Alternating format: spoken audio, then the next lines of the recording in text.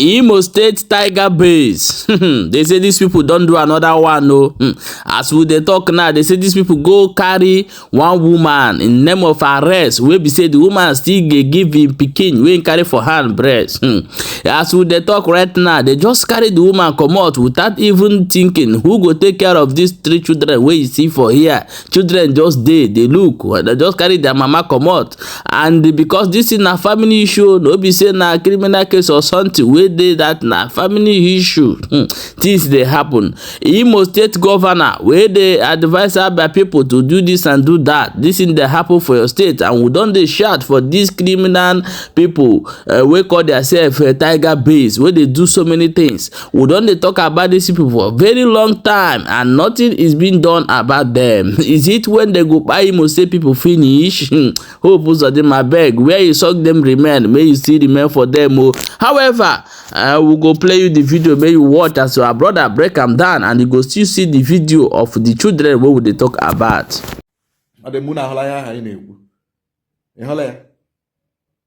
Police bịara na arrest her. Ọ bụrụgodị so that small boy. Onwe ike isi, okay, woman, come tomorrow. Come tomorrow. Make sure ị bịa kpọrọ nwa abịa. Ọ bụrụgodị maka obere nwa ahụ. Iwe ike drop akwụkwọ. Obere nwa ntakịrị ka na-aṅụ ara. Gị napụ ya nnie. Ngwa gị ndị Tiger Base na-eme, you will not believe it. They behave like ndị isi na-arị mma at times. Nye magwa gị weziokwu. They behave like ndị nne na-amụhụ. But I didn't say they call Kanye Jonah. We know these things that we are talking about. We say that this society will be better. Even many of them she from a very poor family. Many of them are not Tiger Base. Many of them she from a very poor family. Now, when they then they Tiger Base. We are calling upon the Commissioner of Police to order the immediate arrest of this woman. We are calling upon the Commissioner of Police Imo State to order the immediate arrest of this woman. Otutoman Beacon was local plan, the son of a widow. Onye dị nchaji Shueke TV Global. Owunu la anyị unu ga-ahụ obere ụmụaka nọ ndị ka m na-eme video ebe a. Maha was arrested this morning by Tiger Base by 4 a.m. this early morning. Today was Friday. Biko, the baby is still sucking breast. Very unfortunately, their mother was arrested by Tiger Base this early morning. And mana on the danger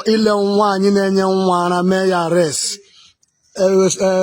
Breastfeeding mother was arrested this morning in Ekorocha Makohi Hituboma. The case I say now 2 families in a soku, or a murder case, or a criminal case, or a kidnapping case, just a quarreling case, misunderstanding between the 2 families. So Tiger Base came this morning looking for the father of these children. Very unfortunately, who had the father of these children over the quarreling case. I repeat, it's not a kidnapping case. It's not a raping case. It's not a criminal case. It's not a murder case. Rather, quarreling. 2 families that had misunderstanding. So their mother was arrested. She was handcuffed. It's called shackle. So she was bundled inside their car and they moved her to a wedding. And she was naked also. Tiger Base, she's only on bra and pants. Very unfortunately, arresting a mother of 4 that is still breastfeeding this little child. You will see all of them, they don't know what is even going on. They were busy asking if their mother is around. Where did their mother go to? If the mother was arrested, look at them. They don't know if their mother was arrested. They only knew that people just gathered in their house. Very unfortunately, about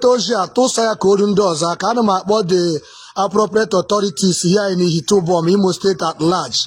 Let them come to the rescue of this very poor family. Omaka Maha was naked by Tiger Base over a quarreling issue, not over a criminal case, not over a murder case, not over a raping case, just 2 families that is having problem, misunderstanding only. They came to arrest the father of these children. It happens to be in Onoharand. The mother of these children was handcuffed. She was naked. As it stands now, if we go to Tiger Base, we see her with the Pantambra over there, very unfortunately. So, because Ginwete Oja Tosa ya Koga viral, share this video. Anam na Amakoya Ekorocha Hitoboma precisely. Because share ya video nga hoko maka na eba na that bread. And when Hama Megan, more especially this baby is still sucking breast. There is no reason to arrest the mother of this baby. There is no reason. She did not kill anybody. She did not rape anybody. She did not commit any murder. It's just two families that are quarreling, misunderstanding. So, but tear gas. So, there's no reason to tear gas these innocent children, these poor kids. So, because Aham was so you didn't charge TV. Give this video share Koga viral.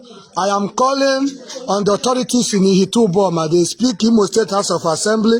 Right Honorable Chiko Lembo, use your good office to intervene over this case immediately. I am calling the rep member representing the good people of Ihituboma, Obo Himembano, federal constituency to intervene immediately. There's no reason to arrest a mother of four. A mother that is still breastfeeding her little boy. Look at this boy. She doesn't know what is going on. This boy is not even up to a year. Still breastfeeding. Look at the small kids. Look at them. Please, immediately you get this video, share it. Let it go viral here in Imo State. You don't need to arrest a mother of four over quarreling issue, misunderstanding. There's no serious case. There's no reason to naked her and take her to Tiger Base. We have police station in Otoko Obo. Why not take them to Otoko Obo? Why coming with a Tiger Base? She's not a criminal. Please, you want a video share Koga viral because una unchile ya manu numa oka okowa sineku. Ekonye shiri yezere.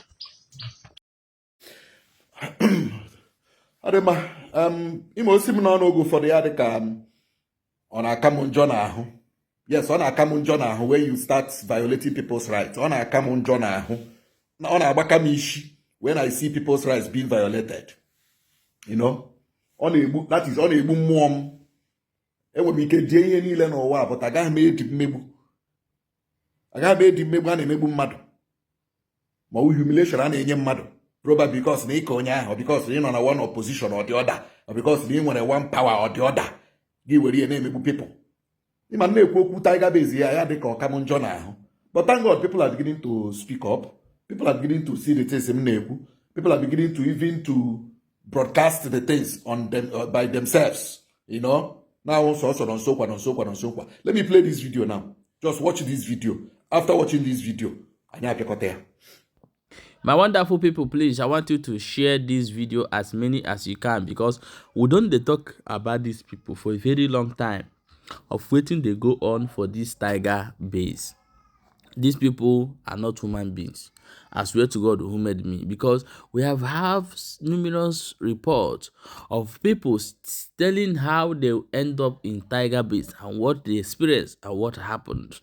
Is it the way the security work? This is the question. So even though they are taking this woman for a question, why can't they make a provision to take both the children so that they can be able, this woman can be able to breastfeed the child and handle and take care of the child, whatever they keep them, until they do the investigation or whatever finish. Where are we going to? Imo State, Imo people. This one, you get us. Share this video and make sure you follow this page for more updates as they hot. Remember, say it's still there for Balabas G's.